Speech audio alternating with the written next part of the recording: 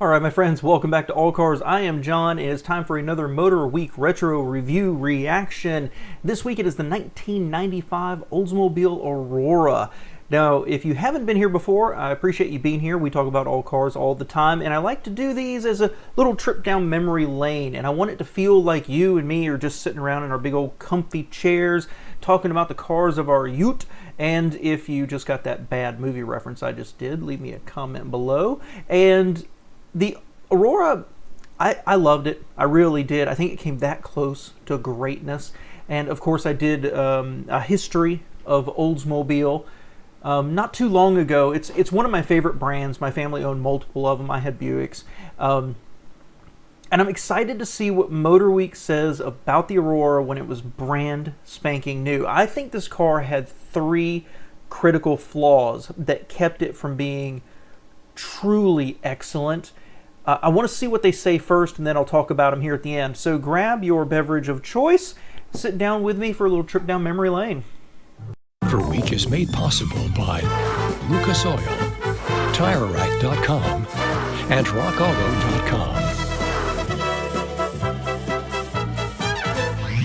The subject of this week's road test by request is a real breakthrough car for General Motors and Oldsmobile. This striking Aurora is a complete departure from anything that Olds has sold before.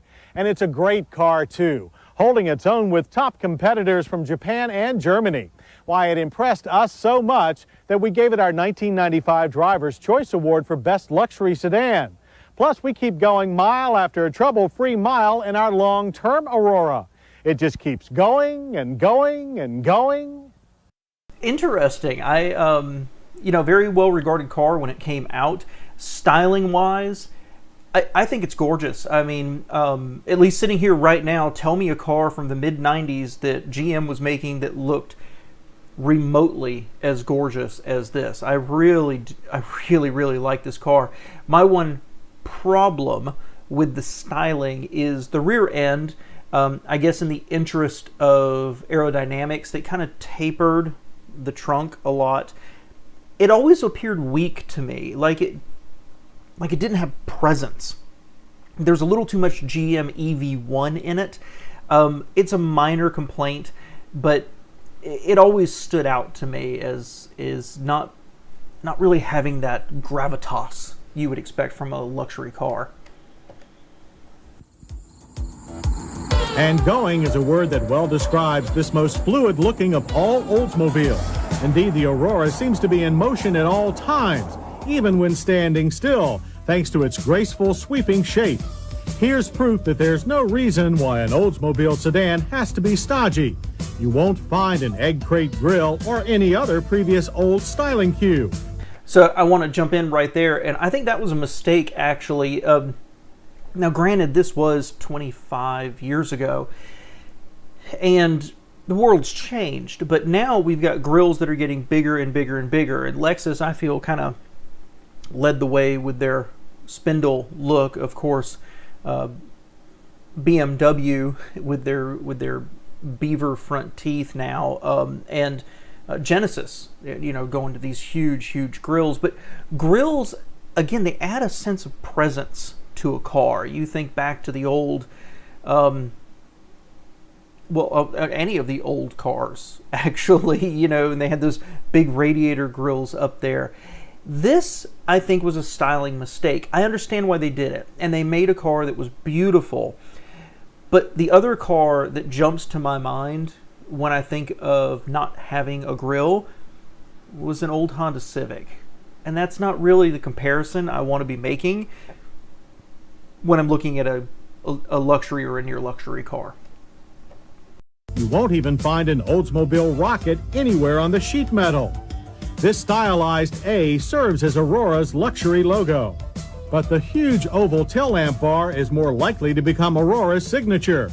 Yeah, see, and this is what I'm talking about. I don't like that. It tapers down, and then you've just got this huge light bar back there. It doesn't work for me.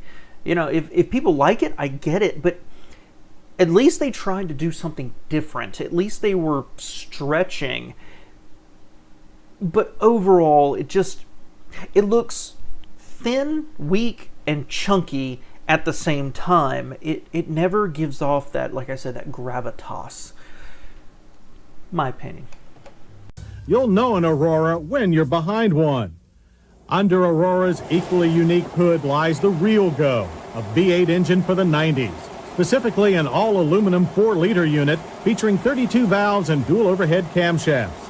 If you've guessed that this is a slightly smaller version of Cadillac's Northstar V8, you're right. But it still delivers a robust 250 horsepower and 260 pound-feet of torque to the front wheels. So, healthy numbers. I believe they called this the Short Star. One thing, when I was getting ready to hit record here, one thing I don't know is the North Star was pretty notorious for its reliability issues with the head bolts pulling out. But what I don't know is, did that extend down to the smaller version? Now, Oldsmobile designed the North Star 2. I kind of suspect so, but I've never actually heard one way or the other. If you know, let me know below whether the Short Star ended up, once you got to 100,000 plus miles, if it still ended up suffering from the same problems as the North Star did. But as I've said in other videos and in my North Star video, for all the criticism this engine can get, it was amazingly modern, up-to-date, powerful, smooth. We may be able to look back in hindsight and say, oh, that engine's going to be a little troublesome, but they were a dream to drive. I really loved this engine. There's just this giant asterisk near it that says, there's a good chance you're going to have a problem with it. But to drive it brand new, they were sweet. A 4-speed electronic automatic is the only transmission. It offers the driver a choice of performance or normal shift modes, and the standard traction control has a driver override. In our test mode... Jump in right there. I'm sorry. That's how you know it was a GM. When they pressed the button on the side of the transmission lever, the whole thing moved. When they pressed the button right there in the center console, you could actually see the piece around it flexing. Little tiny attention to details I just don't think you saw with GM that you would get with some of the other manufacturers. We managed 0 to 60 times of 8.8 seconds. You feel every pound of Aurora's 2-ton luxury.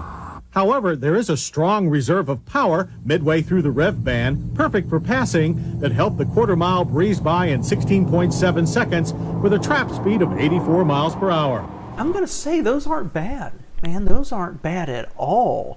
They kind of touched on one of my problems here with this car, one of those 3 things I mentioned, and it's the weight. I mean, this could have been a burner, but it's kind of weighed down. Shifts are crisp yet effortless. We love the V8's rumbling exhaust note. While past Oldsmobiles were known for V8 power, handling wasn't always their strong suit. Aurora's 4-wheel independent suspension, speed-sensitive steering, and the most rigid body in GM history changes that. Our drivers praised its quick turn-in, mild and predictable understeer, and fine steering feel and grip. Only in the high-speed lane change did the Aurora not inspire our complete confidence, for it is here again you feel mostly its weight. Helping all our maneuvers were our car's only option, sticky V-rated 60 Series 16-inch performance tires. Aurora brakes are 4-wheel disc with a standard anti-lock system. They produced a good average stopping distance of 120 feet from 60, with no fade, a firm pedal feel, and only moderate nosedive. So, very, very interesting. I've said recently in my retro review reactions that 115 seems to be the magic number. If you hit 115, that's a really, really good stopping distance. 120 certainly isn't bad, especially when you consider how much this car actually weighed. That's nothing to be ashamed of. As you'd expect, there's nothing moderate about Aurora's level of interior appointments. Materials are rich, subdued, and very appealing. The leather is soft and the wood burled. In addition, dual airbags protect driver and front passenger. The front bucket seats use European-style pictograph controls for a multitude of adjustments, plus 2 additional ones for lumbar support. Yet we think it's odd that the seatbelts are not height adjustable. Aurora's very driver-oriented cockpit places a variety of user-friendly controls within easy reach, including outside mirrors, cruise control, and headlights, plus redundant radio and climate controls on the steering wheel. Gauges are large, legible analog units. Plus, there's an oil life readout as part of the trip computer. Remote release buttons for the trunk and fuel filler door aren't buried as on most cars. The automatic climate control uses a convenient mixture of large home stereo-style knobs and digital keypads, and includes a separate temperature control for the front passenger. Music is provided by an all-new 7-speaker Delco Bose system that has cassette and CD capability standard. Likewise, the console's 2 pop-out cup holders. The rear bench seat is... So, before we get to the bench seat here, to the rear, a lot to say about the front there. That's a fantastic looking interior. The gauges are clear. I love the center part as it comes down right there. And the fact that GM, for the HVAC, right, uses big knobs. I mean, GM did so much right with this car. Putting the controls for the seat up on the door, like you would see in a European sedan. They had 2 memories right there, if you didn't notice that. Multifunction stalk on the left. Wow, there was so much right there. But if you didn't see it, I invite you to rewind slightly and watch. Because when they press the release buttons for the fuel door or whatever it was, you could see the whole piece flex. When they pushed on something else, it flexed. There was this general level of, I don't want to say cheapness in how it looked, but you don't see that level of, you know what I'm trying to say, right? The lack of attention to detail to truly the quality behind the scenes. Little disappointing to me, honestly, because looking at it, it's beautiful. Now, I would like to sit in one and actually look at the plastics and compare it to something else. In 1996, it looks fantastic in the pictures, and when I've sat in them before, they were always very impressive. GM almost knocked it out of the park with this interior, but little attentions to detail, I just think kind of ruined it. You know, flexing that I just don't think you would see in a BMW, a Mercedes, or a Lexus. Extremely comfortable and features 2 more cup holders, along with armrest storage and even a small pass-through to the trunk, which has a substantial 16.1 cubic feet of flat, deep storage, although the opening is small and the lip a bit high. 16.1 cubic feet, that's surprisingly big. It again, 15 is about my magic number for really large or not. That's bigger than I expected. But they're right, the liftover was high, and that was for structural rigidity. Substantial is also how Aurora feels on the road. Quiet too, registering an excellent 65 decibel interior noise level. The EPA rates fuel economy at 17 city and 24 highway. In driving several Auroras under varying conditions, we averaged a fine 22 miles per gallon. And the bottom line for this impressive package? The extremely well-equipped Aurora's base price is a most reasonable $31,370. There are only 6 options, and our test car had just one, the $395 performance tire upgrade, bringing the sticker to $31,765. Yes, we think Aurora is a great luxury car value, and we're not alone. Automobile Magazine said about Aurora, and you can have all this wonderfulness at a price that undercuts the big V8 Japanese luxury sedans by up to $18,000. Imagine that. And few would have imagined that just a short time ago. But the reality of Aurora signals that venerable Oldsmobile can indeed compete in today's world. It is a superior car, and Aurora gives all fans of American cars something to glow about. Wow. Great review. Very, very positive. I'm really nitpicking some of the stuff here, but I think it's important because in the mid-90s, GM, they were doing a lot wrong. But when they got it right, they still were kind of missing it a little bit. And what I'm seeing there of just these little flexing the long-term quality behind the sheen somehow isn't very surprising. Now, this is a very good car. I don't know how it sold, but it wasn't enough to save the whole entire division, right? The whole division. To me, there were 3 problems with this car, and I've talked about them, but here's what they were when we went into this. The first is, I'm going to say, the interior quality. If you thought about a Lexus, a Mercedes, a BMW, an Acura, and you got in this, I think stylistically, this is gorgeous. But is the quality there? That's number 1. Number 2 was the North Star, the short star they're using here. Whether they'd say anything about it. And they said a lot of good things. The power, the smoothness, the quietness of the car. That's amazing. And it still got pretty good gas mileage. What they didn't discuss, and I'm not surprised, is that long-term reliability. Again, I hate to go back to it, but you look at an LS from the Lexus LS from the time, and then you look at this. Which one do you think lasted longer? And the third one was kind of a general. I've said so many times on this channel that GM can do a lot of things right, but they can't seem to do everything right at the same time. This was beautifully styled outside. It was beautifully styled inside with a thoroughly modern engine, a thoroughly modern transmission, and it was competitive as anything. But where they missed it, I believe, was the frame. Now they said, and I didn't know that, this is the most rigid frame GM has ever produced, but you paid for it in weight. And as I recall looking at these, if you ever see one, everything is super thick. You can even see it in the front fender here, the rear haunches, the width of the door, the width of the step in.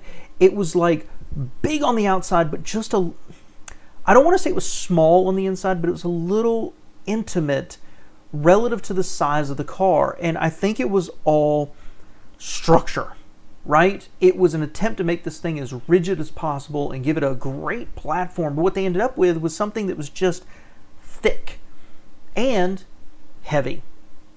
And that was the third thing I was really going to say, is this car was fantastic, but part of the success of Japanese manufacturers, whether you're looking at Toyota, Nissan, Honda, or Lexus and Acura, I've said many times, is a sense of lightness. Even if they're solid, even if they are heavy, even if they are rigid, I guess, there's that sense of lightness about it. Not every single one. Don't flame me for that comment, but this just had a sense of heaviness, of not wanting to play. That's what I'm struggling for. It had the power, it had the handling, it had the numbers, but it always, to me, behind the wheel, missed something in terms of wanting to play. I would love to drive one again. I would love to go back and drive one of these because I think the first generation here is by far the best looking. The second generation wasn't ugly, but it looked like the Aurora and the Alero had a baby, and it just never quite worked for me. It never quite looked as revolutionary, as upscale as this one did. But man, I would love to drive one again and have that trip down memory lane and remember how much I love Oldsmobile and how much I love this car specifically. So if you got any memories of it, guys, let me know below. This was fun. This was a cool one, and man, I miss Oldsmobile.